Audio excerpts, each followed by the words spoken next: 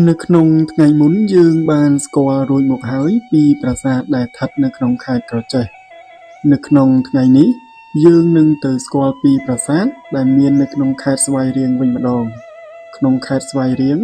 ក៏មិនខុសពីខេត្តក្រចេះដែរពោលគឺមានប្រាសាទបុរាណចំនួន2ដូចគ្នាដែលប្រាសាទទាំងពីរនេះមានឈ្មោះថាប្រាសាទបាសាក់និងប្រាសាទជីហាវបន្តទៅទៀតយើងទៅស្គាល់ពីប្រាសាទនេះទាំងអស់គ្នាទី1ប្រាសាទបាសាក់ប្រាសាទបាសាក់មានទីតាំងនៅភូមិបាសាក់ឃុំបាសាក់ស្រុកស្វាយជ្រុំខេត្តស្វាយរៀងតាមប្រភពគេហទំព័រដែលខ្ញុំបានស្រាវជ្រាវបានរៀបរាប់ថានៅឆ្នាំ1902មានបុរាណវិទូបារាំងម្នាក់ឈ្មោះជៀនខមម៉ាលីបានទៅឆ្ការព្រៃធ្វើកំណាយតាមបែបបុរាណវិទ្យាដើម្បីស្រាវជ្រាវអំពីប្រវត្តិនៅទីនេះការធ្វើកំណាយប្រាសាទក៏លេចឡើងម្ដងបន្តិចហើយទីបញ្ចប់លោកក៏បានស្រង់ប្លង់ប្រាសាទនេះឡើងតាមអ្វីដែលលោកបានធ្វើកំណាយឃើញការងារនេះរាប់បញ្ចូលតាំងពីការរករកវត្ថុបុរាណដែលកប់នៅក្នុងទឹកផងដែររីឯវត្ថុបុរាណដែលបានរកឃើញគេបានយកមករក្សាទុកនៅទីផ្សេងវត្ថុខ្លះយកមកតាំងឲ្យសាធារណជនឃើញនៅសារមន្ទីរផងដែរដោយវត្ថុទាំងនោះមានដូចជាផ្តែរសសរពេជ្រព្រះកេសបដិមាទេពរូបព្រះគោនិងសិលាចារឹកដែលជាវត្ថុធ្វើអំពីថ្មចំពោះវត្ថុដែលជាសំរឹទ្ធមានដូចជាកំណាត់ដៃមួយនិងជើងទម្រមួយដែលមានសោភ័ណភាពយ៉ាងស្រស់ស្អាតផងដែរប្រាសាទនេះត្រូវបានកសាងឡើងក្នុងរជ្ជកាលព្រះបាទយសោវរ្ម័នទី1ក្នុងកំឡុងឆ្នាំ915ដល់ឆ្នាំ925នៃគ្រិស្តសករាជ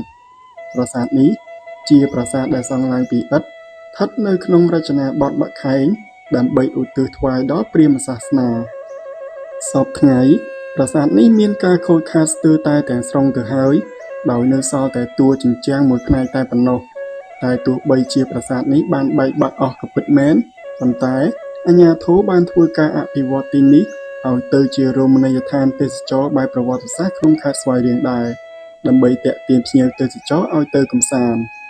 ហើយប្រាសាទបាសាក់នេះក៏បានក្លាយទៅជារមណីយដ្ឋានទេសចរណ៍បែបប្រវត្តិសាស្ត្រដែលតែងតែមានភ្ញៀវទេសចរមកលេងកម្សាន្តជាហូរហែជាមួយគ្នានេះរដ្ឋបាលខេត្តស្វាយរៀងក៏បានកសាងរូបព្រះពុទ្ធបដិមាករសម្រាប់ធ្វើជាកន្លែងសក្ការៈបូជាតាមបែបព្រះពុទ្ធសាសនាក្នុងពេលបច្ចុប្បន្នដោយសារតែប្រាសាទនេះបានបែកបាក់អស់ទៅហើយដូច្នេះយើងក៏មិនអាចដឹងពីលក្ខណៈស្ថាបត្យកម្មរបស់ប្រាសាទនេះបានដែរតែទោះជាយ៉ាងនេះក្តីក៏ប្រាសាទនេះនៅតែជាកន្លែងប្រវត្តិសាស្ត្រនិងជាទីស្ថានបុរាណដ៏មានតម្លៃមួយផងដែរចូលដល់ប្រាសាទទី2គឺប្រាសាទជីហាវប្រាសាទជីហាវជាប្រាសាទដែលនៅជាប់ព្រំដែនវៀតណាមដែលស្ថិតនៅក្នុងភូមិព្រៃក្តីឃុំគូគីស្រុករមៀហែកខេត្តស្វាយរៀងតាមប្រភពគេហទំព័រដែលខ្ញុំបានស្រាវជ្រាវបានរៀបរាប់ថាប្រាសាទជីហាវជាប្រាសាទមួយដែលមានវ័យចំណាស់ដែលកសាងឡើងពីឥដ្ឋហើយក្នុងពេលបច្ចុប្បន្នប្រាសាទនេះនៅសល់តែជញ្ជាំងពីរផ្នែកតែប៉ុណ្ណោះ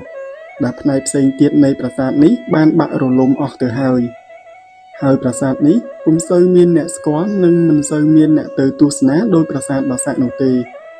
ហើយចំពោះអាយុកាលរបស់ប្រាសាទនេះយើងពុំបានដឹងច្បាស់ពីប្រវត្តិសាវតានោះទេតែទោះជាយ៉ាងនេះក្តីតាមការនិយាយតគ្នានិងការស្រាវជ្រាវមួយចំនួនវាអាចមានអាយុកាលចំណាស់ជាងប្រាសាទអង្គរវត្តទៅទៀតហើយត្រូវបានសាងសង់ឡើងតាំងពីសតវត្សទី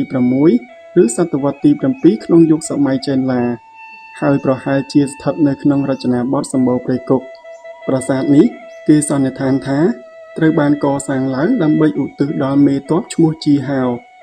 ឬជាកន្លែងសក្ការៈបូជាតាមជំនឿសាសនានាសម័យនោះដោយសារតែប្រាសាទនេះមានការខូចខាតច្រើនដូច្នេះយើងមិនអាចដឹងពីលក្ខណៈស្ថាបត្យកម្មបានទេថាមានហៅជាងដែរសសរផ្អោកសសរពេជ្រនិងទ្វារមានសន្តានលក្ខណៈបែបណានោះទេបើតាមរូបរាងដែលនៅសេសសល់យើងគ្រាន់តែអាចសន្និដ្ឋានបានថាមានទ្វារចូលចំនួន1ទិសនិងមានទ្វារបញ្ឆោតចំនួន3ទិសផ្សេងទៀតនេះបើយោងតាមផ្នែកជញ្ជាំងដែលបាននៅសល់គឺមានការលម្អជាទ្វារបញ្ឆោតនិងយោងតាមប្រាសាទទួលភាគច្រើនគឺយើងឃើញថាប្រាសាទទាំងនោះសុទ្ធសឹងតែមានទ្វារចូល1និងមានទ្វារបញ្ឆោតចំនួន3សរុបមក នេះជាប្រាសាទទាំងពីរដែលនៅសេសសល់ក្នុងខេត្តស្វាយរៀងអ្វីត្បិតតែប្រាសាទទាំងពីរនេះមានសភាពខូចខាតស្ទើរតែទាំងស្រុងក៏ពិតមែនក៏យើងទាំងអស់គ្នាគួរគប្បីចូលរួមថែរក្សាការពារលើកស្ទួយនិងជួយផ្សព្វផ្សាយឲ្យបងប្អូនទាំងអស់គ្នាបានស្គាល់ឬទៅទស្សនាឲ្យបានច្រើនពីព្រោះប្រាសាទទាំងនេះគឺជាប្រវត្តិសាស្ត្រស្នាដៃស្ថាបត្យកម្មរបស់បុព្វបុរសខ្មែរយើងនាសម័យមុន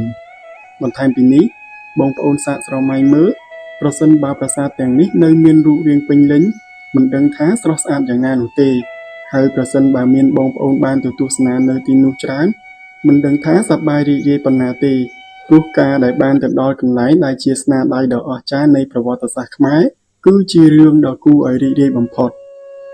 ជាថ្មីម្ដងទៀតអ្វីត្បិតតែប្រាសាទទាំងពីរនេះបានខូចខាតស្ទើរតែទាំងស្រុងក៏ពិតមែនក៏សង្ឃឹមថាបងប្អូនទាំងអស់គ្នានៅតែលើកដំកើងពីប្រាសាទបុរាណខ្មែរបើទោះបីជាវាស្ថិតក្នុងសភាពបែបនេះក៏ដោយ